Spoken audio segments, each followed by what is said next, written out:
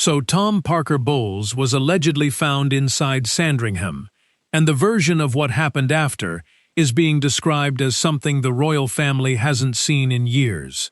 Not a carefully written message released through palace helpers, not a polite exchange smoothed over with kind language and strategic silence. Something much more raw, much more direct, and much more personal. And when you actually look at what was said versus what happened, the whole situation shows a crack that's been opening inside the monarchy for a while now. Before we get into it, if you enjoy deep dives into royal drama, hit that subscribe button and join us here at Royal Daily Report.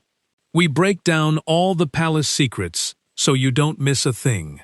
So, here's where this gets interesting.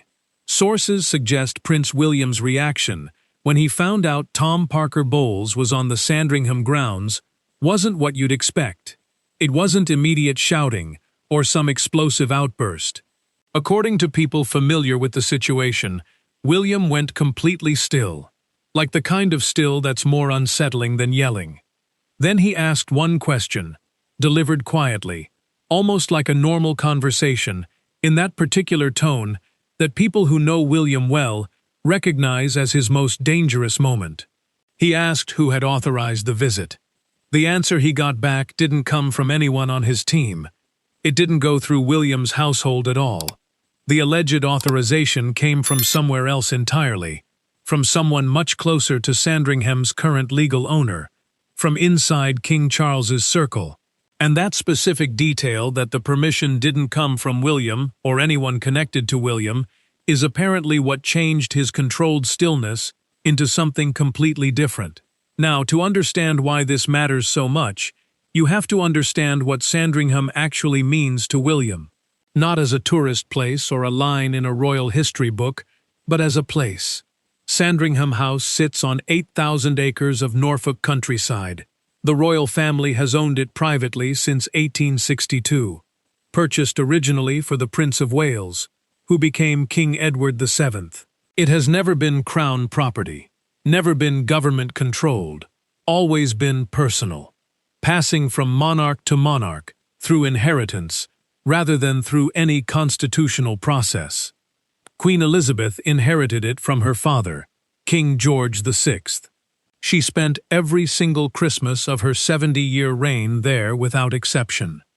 King George V loved it so completely that he called it the place he loved best in the world, and actually died there in January 1936.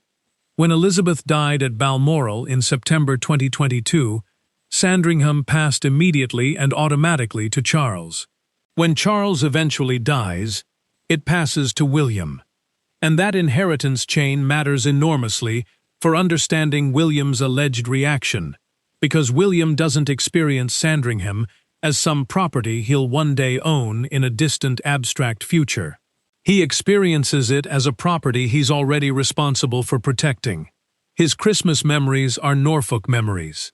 His recollections of the royal family gathered privately, away from cameras and protocol and the performance demands of public life, are Sandringham recollections. He was there for the Sandringham Summit in January 2020, when Harry and Meghan's decision to step back from royal duties forced the most significant internal royal negotiation in recent memory. Elizabeth chose Sandringham for that meeting deliberately. It's where the family addresses serious matters, without outside interference. For William, that's not history. It's lived experience. Sources suggest that protectiveness has been evident to Sandringham's staff for some time. The attention William pays to who accesses the estate, the questions he allegedly asks when unfamiliar names appear in connection with the property. The particular alertness of a man who understands that what happened at Balmoral could happen anywhere if the underlying assumption driving it remained unaddressed. And that underlying assumption is the real problem here. The assumption that proximity to Charles creates access to the spaces Charles owns. That being the Queen Consort's son, carries an implicit permission that doesn't require explicit authorization from anyone else. That the gray zone Camilla's marriage to Charles created extends to wherever Charles's private life extends. Balmoral should have ended that assumption completely. The alleged commercial access violations, the alleged elite paying clients, Princess Anne's legal response, William's immediate alignment with her, the permanent access restrictions. All of it should have communicated something clear to Tom Parker Bowles about where the boundaries of that gray zone actually lie. Sources suggest the message was received. Sources suggest Tom Parker Bowles understood it, which makes his alleged presence at Sandringham extraordinarily difficult to explain as a genuine misunderstanding of where he was or whether he was welcome. The explanation, sources suggest, lies not in Tom Parker Bowles's misreading William's position, but in something that allegedly happened between Tom Parker Bowles and King Charles in the months between the Balmoral situation and that gray Norfolk morning. Something that allegedly gave Tom Parker Bowles a confidence about his access to Sandringham that was not authorized by William, not approved through William's household, and not consistent with anything William had communicated about his position on Camilla's family and private royal estates. That gap between the access Tom Parker Bowles allegedly believed he had and the access William was prepared to allow is precisely what produced the confrontation. And here's the thing. This isn't the first time William has drawn a line regarding Camilla's family. There's a documented moment that royal watchers consistently identify as the first clear signal of what William intended to do with the institutional authority he inherited. It didn't involve a press conference or a formal announcement. It involved a name disappearing from a financial document that most people never read. Annabel Elliot, Camilla's younger sister, an interior designer of considerable professional reputation, had been on the Duchy of Cornwall payroll for nearly 20 years under Charles, paid between £19,000 and £82,000 annually, depending on the scale of projects she managed across duchy properties. The moment William inherited the duchy following Elizabeth's death in September 2022, Annabel Elliot's name stopped appearing in the published financial accounts. No announcement, no dispute placed on any public record, no explanation offered through any official channel. Royal commentator Emmy Griffiths noted it directly at the time, observing that Annabel had been working across duchy properties under Charles, and that William had removed her once he took control. Griffiths described the reaction inside royal circles as causing significant ripples. That removal established something important. Not simply that William was prepared to remove Camilla-connected figures from the institutional spaces he controlled, but how he was prepared to do it quietly, decisively, without creating the kind of paper trail or public record that gives the affected party anything solid to push back against. He didn't announce his intention, he acted, and by the time the removal was publicly noted, it was already irreversible. William replaced Annabel Elliot with his own people, his friends, the godparents of his children, people whose loyalty traces entirely to William rather than to anyone Charles married. The message required no explanation. This is my institution. These are my decisions, and proximity to it flows through me, not through my father's wife. Then came Balmoral. Sources suggest Tom Parker Bowles allegedly accessed the Balmoral estate during a period when no authorized royal visit was on the schedule. Sources further suggest the alleged access was connected to commercial arrangements. Elite-paying clients allegedly offered private access to the late Queen's personal sanctuary for significant fees. The exclusivity of a space that the entire world knows exists, but virtually nobody outside the royal family ever sees from the inside. Allegedly monetized without authorization. When Princess Anne allegedly discovered what had happened, her response was not a family conversation. It was not a quiet word delivered at a private gathering, designed to address the matter without creating a record. She went directly to legal counsel, bypassing Charles entirely, moving before anyone in Camilla's circle had an opportunity to manage the situation through the informal palace diplomacy that has absorbed so many uncomfortable royal realities over the years. William aligned with Anne immediately. Sources are consistent on this point. His support for Anne's position was total, and without the diplomatic hedging that normally characterizes internal royal disagreements. He stood with her completely, and the access restrictions that followed sources describe as permanent rather than temporary. A closing of the door rather than a warning that the door might close. The combination of those two documented situations, the Annabel Elliot removal and the Balmoral response, established a pattern that sources suggest should have been unmistakable to anyone paying attention. William draws lines. He communicates them through actions rather than words. And once the lines are drawn, he does not redraw them in more generous positions when the person who crossed them expresses frustration or seeks reconsideration through Charles. So given that pattern, given those specific documented situations, given the clarity of the message they collectively sent about William's position on Camilla's family and private royal spaces, why does the alleged Sandringham situation suggest those lines were allegedly crossed? Again, sources suggest the answer requires understanding something about the dynamic between Tom Parker Bowles and King Charles that existed independently of anything William communicated about his own position. Charles has always had a genuine warmth toward Camilla's children. This isn't simply the public performance of a man accepting his second wife's family for the sake of marital harmony. Sources who have observed their private interactions consistently describe something more authentic than that. Charles genuinely likes Tom Parker Bowles. He finds him good company. He appreciates his intelligence, his social ease, and his professional accomplishments in a world, the culinary and literary world, that Charles himself has genuine interest in. That warmth predates Charles's kingship. It developed across years of family life before Camilla ever sat beside Charles at estate occasions, and it has continued through everything that has happened between William and Camilla's family since Charles became king.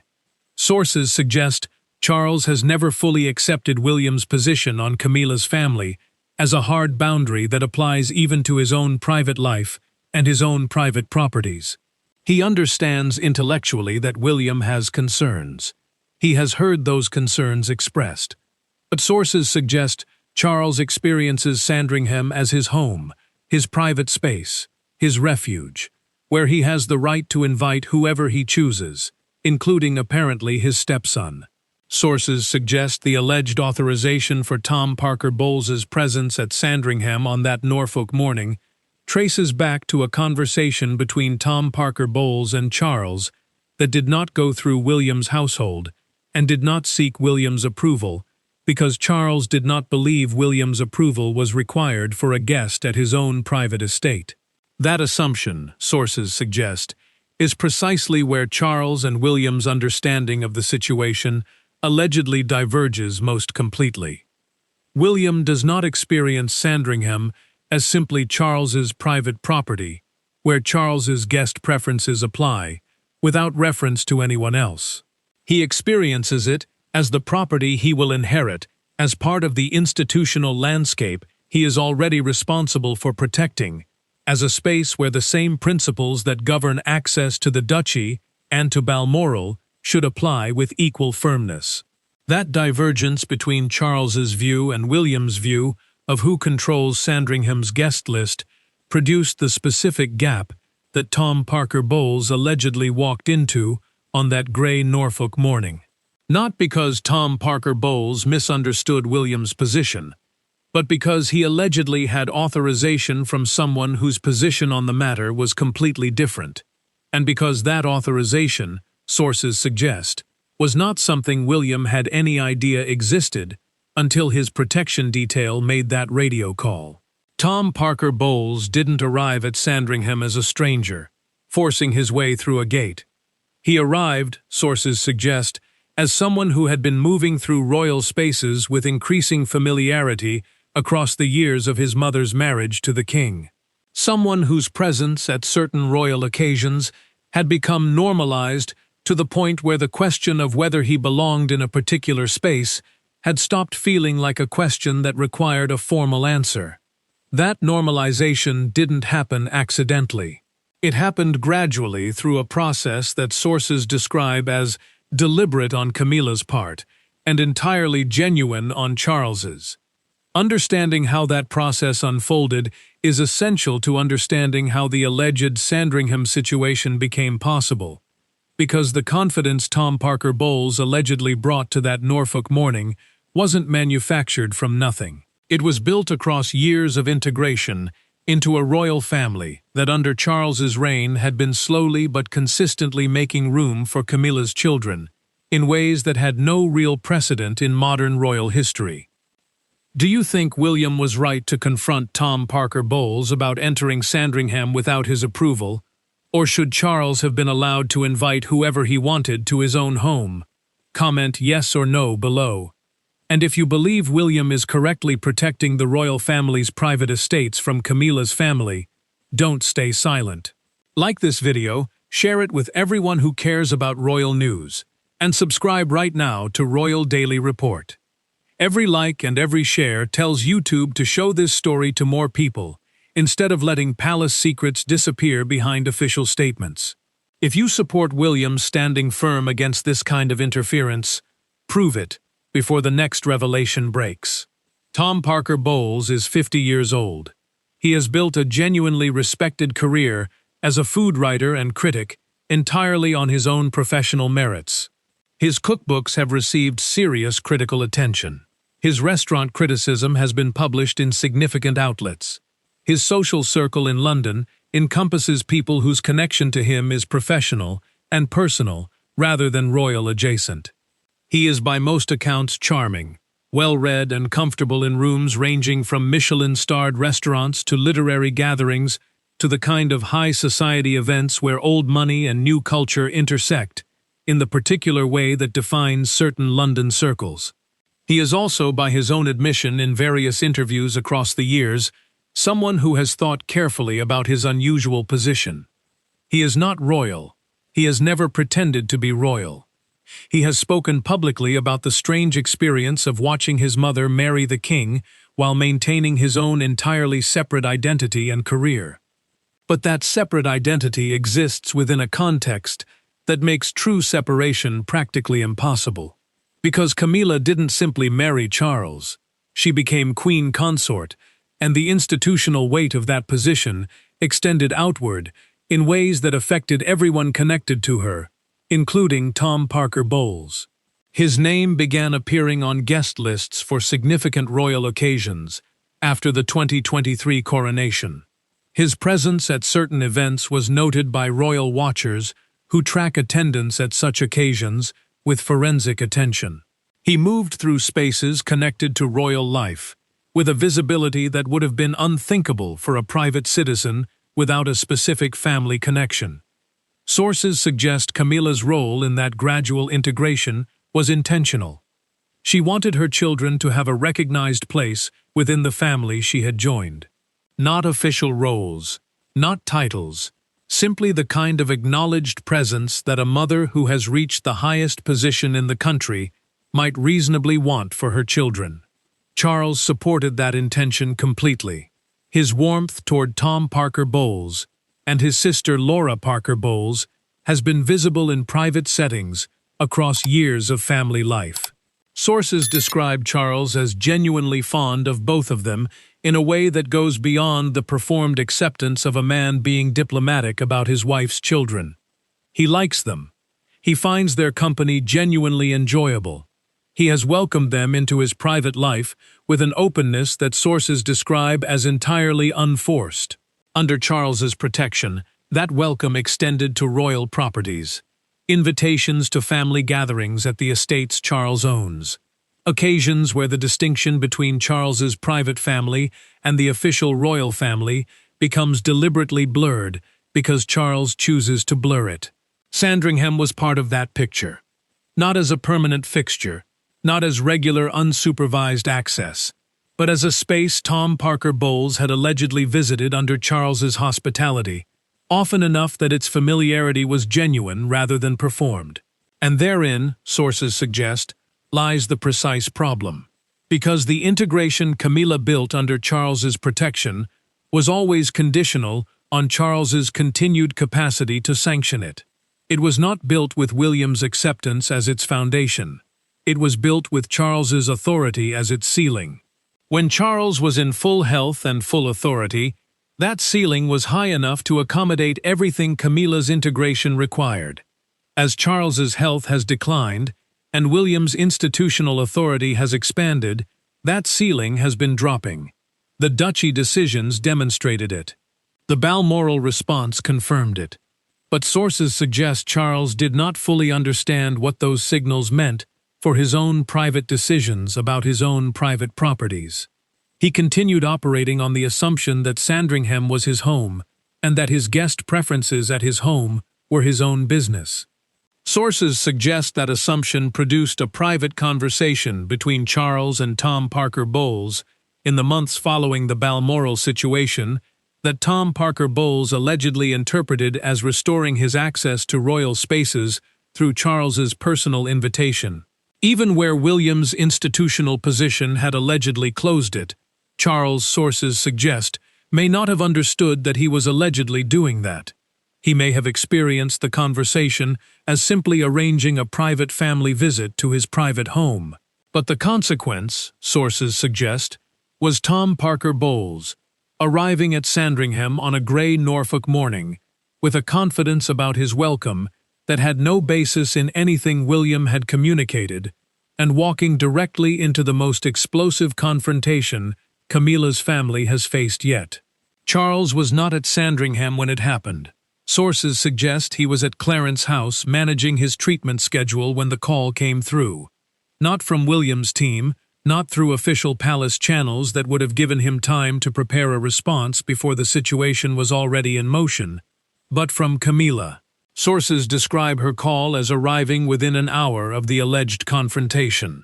Her voice, according to those familiar with the conversation, carrying something sources describe as a combination of fury and something harder to name.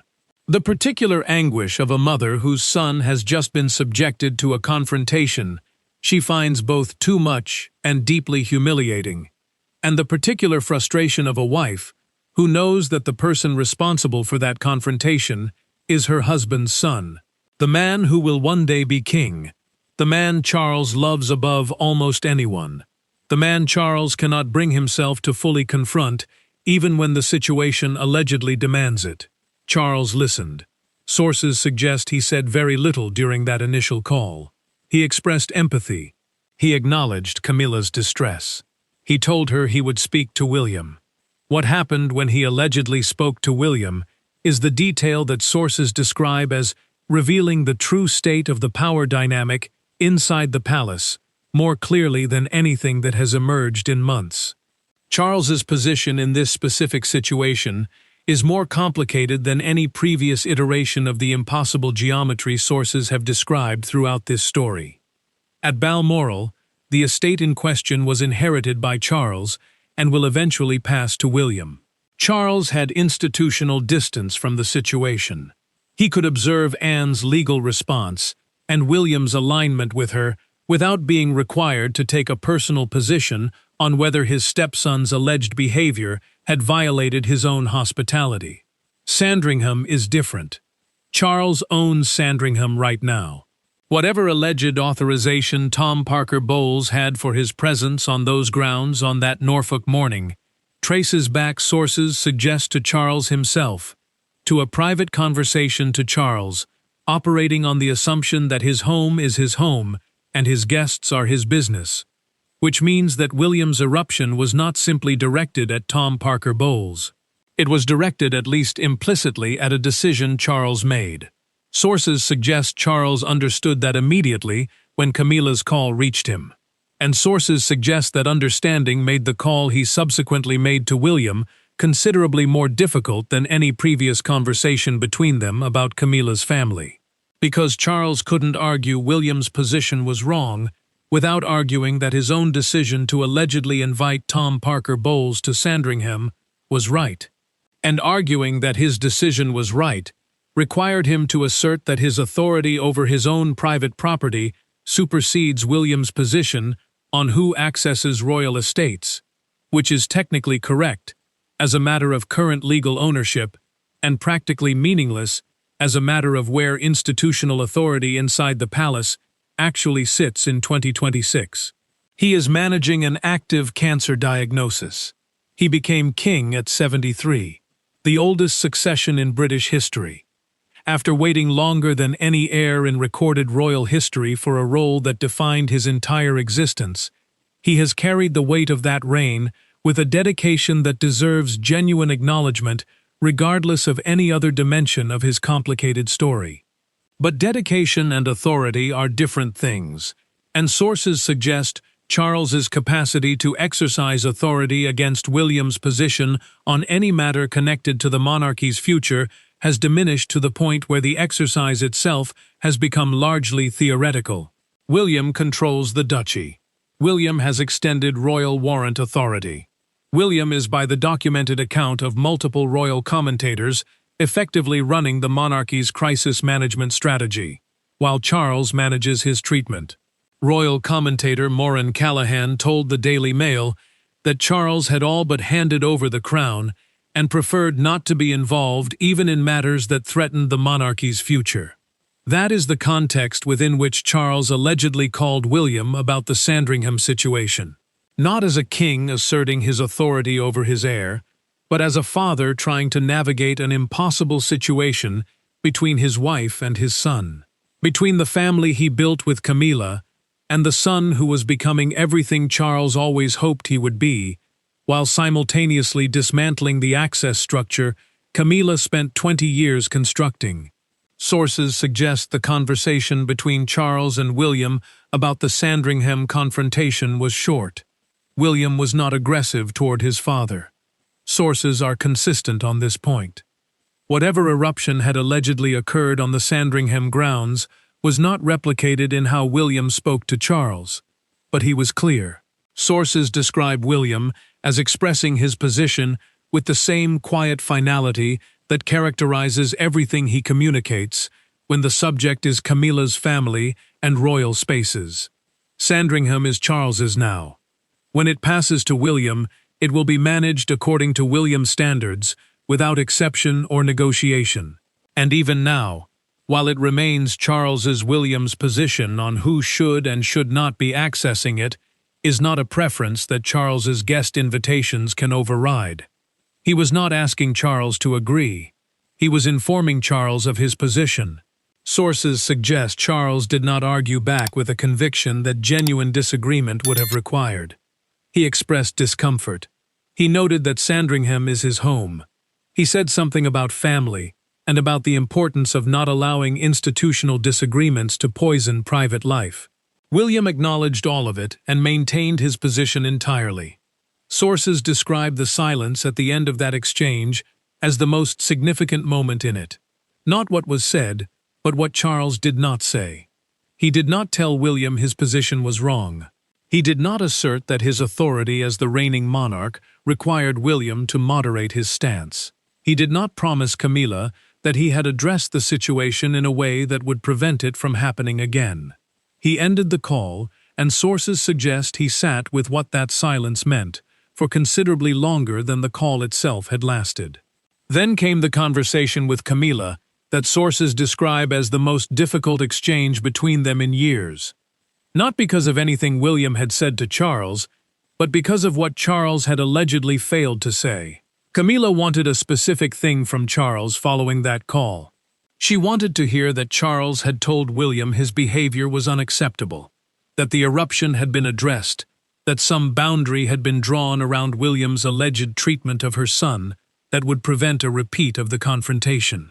Sources suggest Charles could not give her that.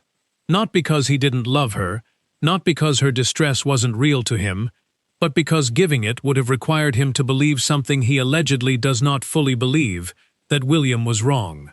And sources suggest Charles, who was present for the years of his first marriage, who knows what Diana endured, who understands why his son carries the grief he carries, cannot make himself believe that with the conviction Camilla needed him to express. His silence on that specific point communicated something to Camilla that no explicit statement could have delivered more clearly. And sources suggest Camilla heard it with a clarity that she found devastating. Do you think Charles was wrong to defend Tom Parker Bowles's access to royal properties, or do you understand why he felt caught between his wife and his son? Tell us in the comments below.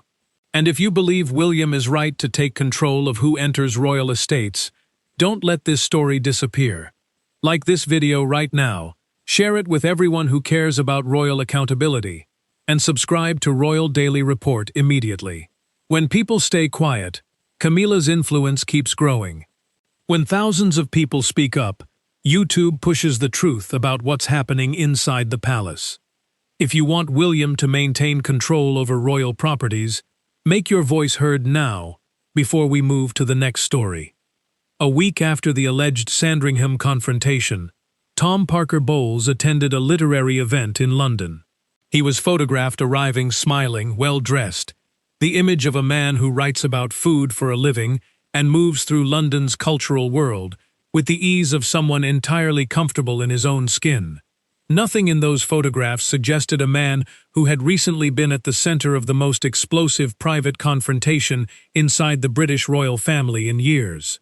Nothing indicated the alleged eruption, the alleged confrontation, the alleged conversation between Charles and William that sources describe as ending in a silence that communicated more than any words could have.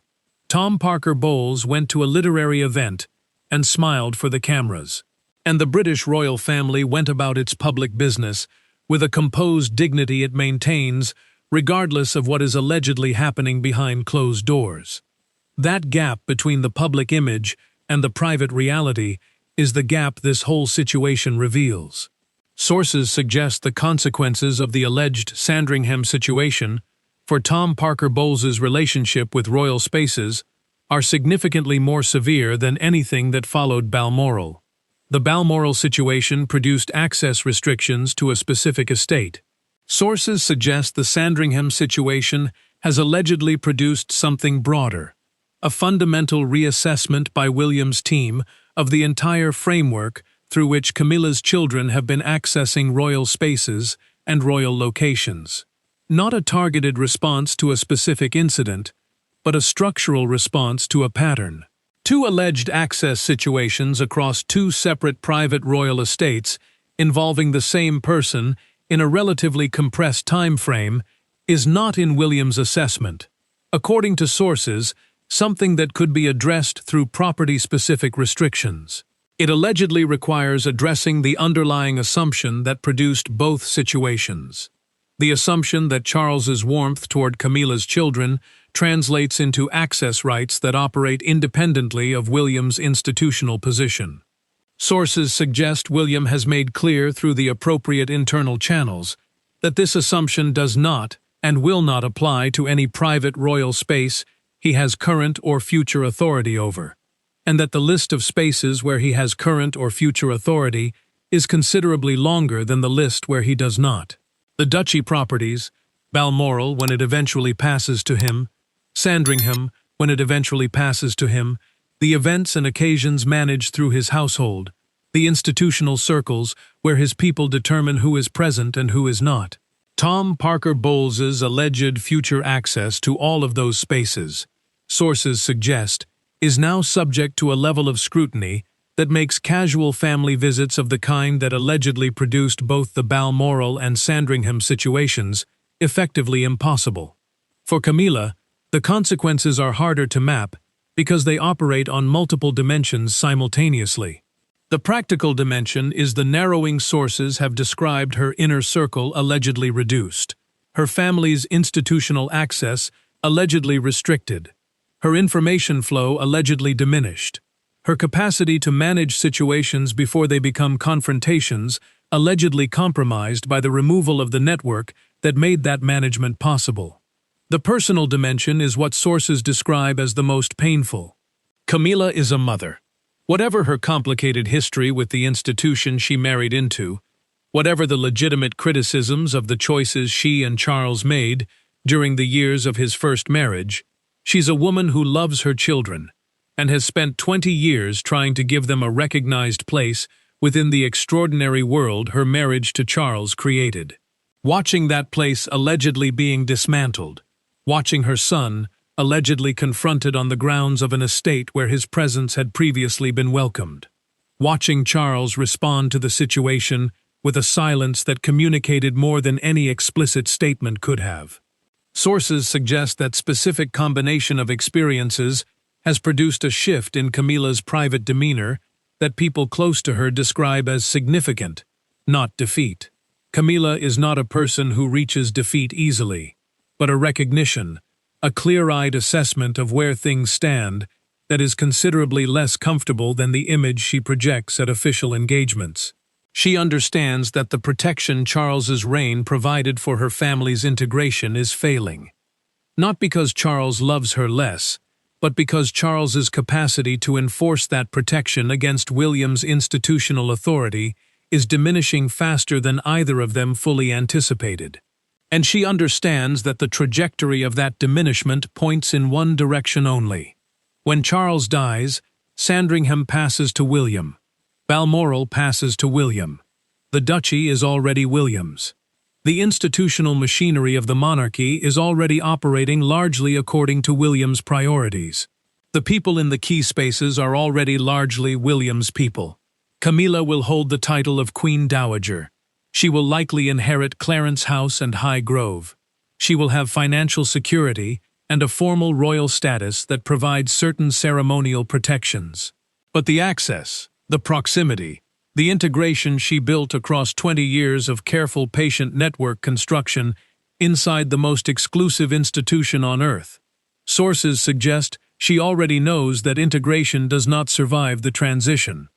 Then there's the question of what the alleged Sandringham confrontation means for the monarchy as an institution, because the blended family problem it allegedly produced isn't going away when this specific situation resolves. The British monarchy created an unprecedented dynamic when Charles married Camilla. Two families, separate histories, separate loyalties, separate understandings of where the boundaries lie and whose authority defines them, brought together under one constitutional roof by a marriage that the public took years to accept, and that the family is still apparently navigating 20 years later. William's position on how that dynamic should be managed is now documented across multiple situations. He draws lines. He enforces them through institutional action rather than personal confrontation where possible. He builds the kingdom. He intends to rule in the spaces where his authority currently extends, and expands that authority methodically into the spaces where it does not yet fully apply. The alleged Sandringham eruption represents the moment where that methodology allegedly gave way to something more immediate and more human, where William's carefully maintained operational discipline allegedly broke under the weight of a situation that connected too directly to too many layers of history and grief and accumulated frustration. Sources suggest that break was noted by everyone who witnessed or heard about it, not simply as evidence of where William's limits lie, but as evidence of how close to those limits the situation inside the palace has already reached. The throne will pass when it passes. The formal transition will happen with all the constitutional weight and public ceremony the institution brings to its most significant moments. But sources suggest the two families sharing that throne are no longer sharing it equally. One family is consolidating, the other is contracting, and the alleged confrontation on a gray Norfolk morning is the moment that dynamic became impossible for anyone inside that palace to pretend they hadn't noticed. Tom Parker Bowles walked onto the Sandringham grounds, and William allegedly made sure everyone inside that palace understood exactly what that meant. Not through a press release, not through a carefully managed palace statement, but through a confrontation that sources describe as leaving absolutely no ambiguity about where the lines are drawn.